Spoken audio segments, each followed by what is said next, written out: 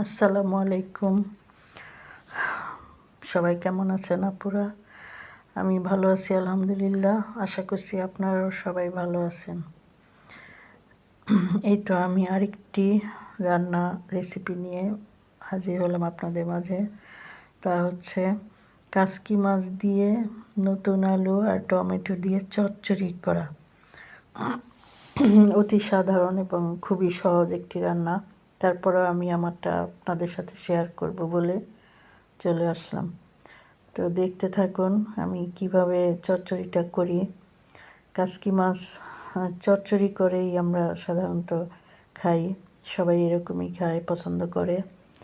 তো ভিডিওটি ভালো লাগলে সাবস্ক্রাইব করে রাখবেন নতুন বন্ধুরা, আর পুরনো বন্ধুদেরকে অনেক ধন্যবাদ সাথে থাকার জন্য। সবাই লাইক দিবেন, কমেন্ট করবেন। তো এখন দেখুন আমি কি কি নিয়েছি। এখানে আলু কুচি করে নিয়েছি, পেঁয়াজ কুচি, টমেটো, কাসকি মাছ রেখেছি ধুয়ে পরিষ্কার করে, তারপর কাঁচামরিচ। এখন আমি দিয়ে দিচ্ছি লবণ, হলুদ গুঁড়া, মরিচ গুঁড়া, একে একে সব মশলা দিব। তারপরে এখন একটু ধনিয়ার গুঁড়া দিলাম, সব ওই হাফ চামচ পরিমাণ। হাফ চামচ রসুন বাটা, হাফ চামচ আদা বাটাও এখানে দিয়ে দিলাম। আর যেহেতু অল্প একটু তরকারি, হাফ চামচ করে সব মশলা আমি দিয়ে দিয়েছি।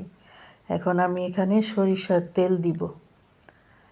আর কাসকি মাছের চচ্চড়িটা সরিষার তেল দিয়েই রান্না করলে খুব ভালো লাগে। যে কোনো ছোটো মাছের চচ্চড়ি আমরা সরিষার তেল দিয়ে পছন্দ করি। সাদা তেলও দেওয়া যায়, সমস্যা নাই। তো সরিষার তেল দিয়ে একটু টেস্ট বেশি হয়।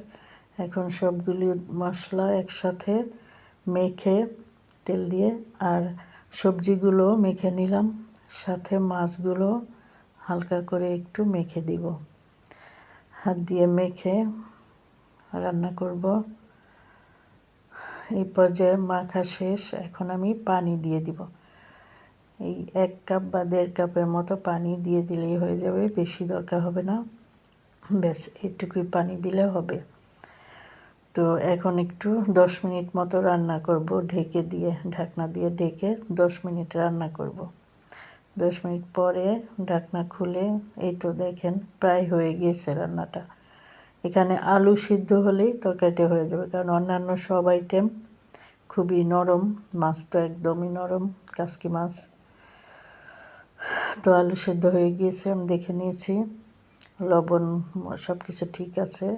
তো এখন ধনেপাতা কুচি উপর দিয়ে ছড়িয়ে দিলাম। আর এই শীতের দিনে যে কোনো চচ্চড়ি রান্নাতে ধনিয়া পাতাটা খুব টেস্টি হয়, আর ভালোই লাগে। শীতের দিনে তো ধনিয়া পাতাই তরকারির উপরে আমরা দিয়ে থাকি। তো হয়ে গিয়েছে দেখেন, আমার রান্নাটা প্রায় হয়ে গেছে। এখন ধনিয়া পাতা একটু মিশিয়ে দিলাম। তো এই তো হয়ে গেছে। ভিডিওটি দেখার জন্য সবাইকে ধন্যবাদ। একটা লাইক করবেন সবাই কমেন্ট করবেন। তো কমেন্ট করলে কাজ করতে উৎসাহ লাগে। তো এই দেখুন বন্ধুরা, এরকম হয়েছে শেষে। থ্যাংক ইউ সবাই।